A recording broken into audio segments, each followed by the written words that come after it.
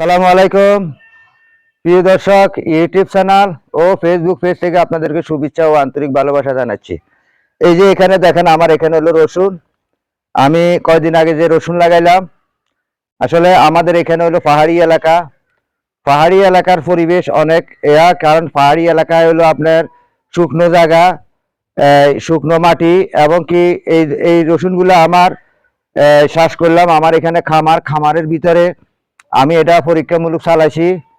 এটা হলো এই জায়গাটার নাম হলো আদর্শ গ্রাম, হাটাজারি, চট্টগ্রাম বিভাগে।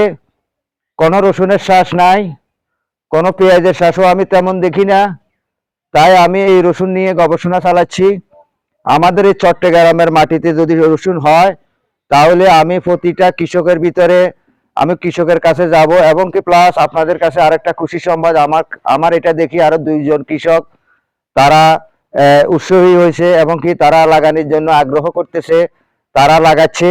তাদের ওইখানেও আমি যাব, তাদেরকে দেখাবো, এবং কি তাদেরকে এই প্রশিক্ষণে আনবো। কারণ আমাদের এই জনবহুল বাংলাদেশে আমাদের রসুন, পেঁয়াজ, আলুর অনেক ঘাটতি রয়ে গেছে।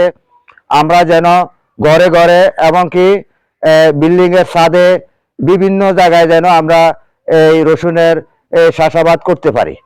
আমরা প্রয়োজনে ক্যারাডে করব, ফলের ক্যারাডে, প্লাস্টিকের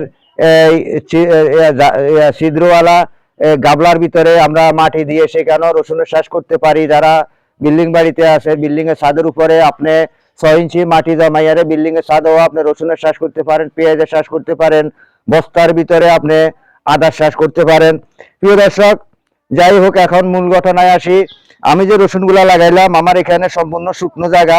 রসুন লাগাইতে হয় তস মাটিতে, কারণ আমার এখানে তসগুলা চলে যায়। তাই আমি এখানে একটু তস দিচ্ছি এখন ছিটকা, কিন্তু রসুনে তেমন পানি দেওয়া লাগে না, একটু ছিটকা তস দিতে হয়। এইভাবে আমি তস দিতেছি রসুনে। এই যে আমার রসুনের ফাঁকে ফাঁকে আমি বেগুন লাগাই দিয়েছি, কারণ আমার এই রসুনগুলা উঠতে উঠতে আমার বেগুনও উঠে যাবে। ফাঁকে ফাঁকে বেগুন লাগাই দিচ্ছি, একটার পর আরেকটা আমি লাগাই দিচ্ছি। এই যে দেখেন, এখানেও আমার রসুন আছে। তারপরে এই যে এখানে আমার পেঁপে বাগান, পেঁপে গাছের ফাঁকে ফাঁকে আমি রসুনগুলো লাগাচ্ছি। এই যে রসুনের চারা দিয়ে দিছে, তাই আপনাদেরকে দেখাচ্ছি। এই যে রসুনের পাতা, এই যে রসুন আপনার এই যে রসুন বাইরে গেল, এখানে এই যে বাইরে গেছে, চারা দিয়ে দিতেছে, ইনশাআল্লাহ হবে। তাই আপনাদেরকে দেখাচ্ছি। আপনারা অবশ্যই আমার এই ভিডিওগুলা মানুষের ভিতরে, আমার এই বাংলার মানুষের ভিতরে আপনারা শেয়ার করে দিবেন। বাংলার মানুষের ভিতরে শেয়ার করে দিলে আমি অনেক খুশি হব, আনন্দ হবে। কারণ আমাদের এই বাংলাদেশের কৃষকেরা যেন ঘরে ঘরে যেন এই কৃষিকাজ যেন গড়ে উঠে। কারণ আমরা কৃষিতে অনেক জোর দিতে হবে। কৃষি আপনি এইভাবে পানি ছিটা দিবেন। পানি ছিটা দেওয়ার পরে রসুনের চারাগুলা যখন উঠে আসবে, এরপরে আপনারা কি কি সার প্রয়োগ করবেন। রসুন গাছ বড় হলে, এক বিয়ে হলে কিংবা এক হাত হয়ে গেলে, তখন আপনার সার কি সার প্রয়োগ করতে হবে। অবশ্যই আমার ভিডিওগুলো আপনারা ফলো দিয়ে রাখবেন, এবং কি সাবস্ক্রাইব করে রাখবেন। অন্যদের ভিতরে আপনারা শেয়ার করে দিবেন। কারণ এই যে দেখেন, এখানেও আমার রসুন লাগাইছি, এখানেও লাগাইলাম, এখানেও লাগাইলাম, ওইদিকেও লাগাইলাম, সম্পূর্ণ পেঁপে গাছ, এবং কি পেঁপে গাছের ফাঁকে ফাঁকে আমি রসুন লাগাইলাম। তাই প্রিয় দর্শক, আপনাদেরকে আমি বলতে চাই, আপনারা রসুনের চাষ করুন, আলুর চাষ করুন, পেঁয়াজের চাষ করুন। প্রয়োজনে আমাদের বাংলাদেশের এই টাকাগুলা বাইরে চলে যাবে কেন, বিদেশে চলে যাবে কেন? কারণ আমরা বাংলাদেশের টাকা বাংলাদেশে থাকুক, আমরা নিজেরা চাষাবাদ করি। আপনি ইচ্ছা করলে আপনি রসুনের পাতাও খেতে পারেন। রসুনের পাতা কিন্তু খাওয়া যায়, রসুনের পাতাও খাওয়া যায়, রসুনও খাওয়া যায়। রসুন ইনশাআল্লাহ আল্লাহর রহমতে বড় রসুন এগুলা উঠে আসবে। তাই আপনারা রসুন চাষে আসুন। আমি আপনাদেরকে এই আহ্বান জানাচ্ছি।